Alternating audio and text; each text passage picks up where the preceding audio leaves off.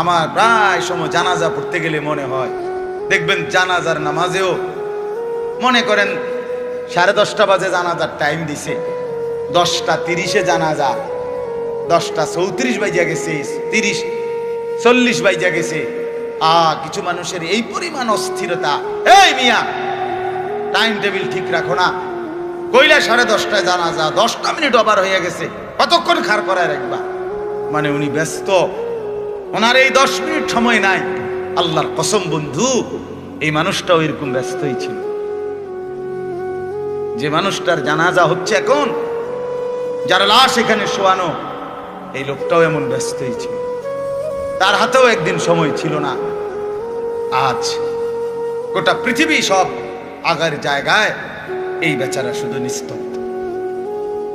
চোখের সামনের জলজ্জান্ত মানুষটা স্তব্ধ, আর হাত নড়ে না, পাও নড়ে না, আর চোখ নড়ে না, জিহ্বা নড়ে না।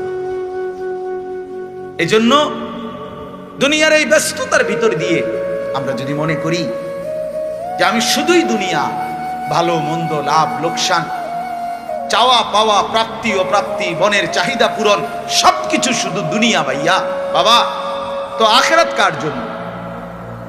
কবর কার জন্য? তাইলে নবীজি সাল্লাল্লাহু আলাইহি সাল্লাম কাকে তাইলে আখিরাত বুঝাইতে চাইছেন?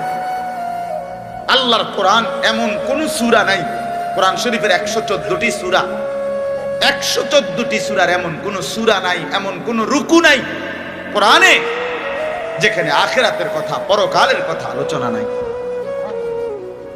এই পরিমাণ আল্লাহ তাআলা আখিরাত, আখিরাত, পরকাল, পুনরুত্থান, হাসরের মাঠ, এগুলো আল্লাহ তাআলা এতবার বলছেন, অস্বীকার করার, পাশ কাটার কোন সুযোগ নেই, কোন সুযোগ নেই। কোরআন শরীফে আছে সূরা মুলকের মধ্যে, জাহান্নামী যখন চিৎকার করবে, জাহান্নামের ফেরেশতারা তখন বলবে, আলাম ইয়াতিকুম নাদির, এই নাফরমান, তোমারে কি কেউ কোনোদিন জাহান্নামের ভয় দেখায় নাই?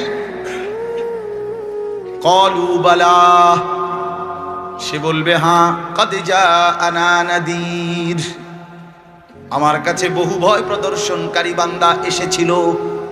কত ইমাম, কত খতিব, কত আলেম, কত ওয়াইজ, কত বক্তা, কত পীর, কত মাশায়েখ, কত আউলিয়া, কত বুজুর্গ চোখের পানি ফেলে ফেলে বারবার বারবার আমার এই জাহান্নামের কথা বলছিল, কিন্তু ফাকাদ্দাবনা, আমি মিথ্যা মনে করেছি।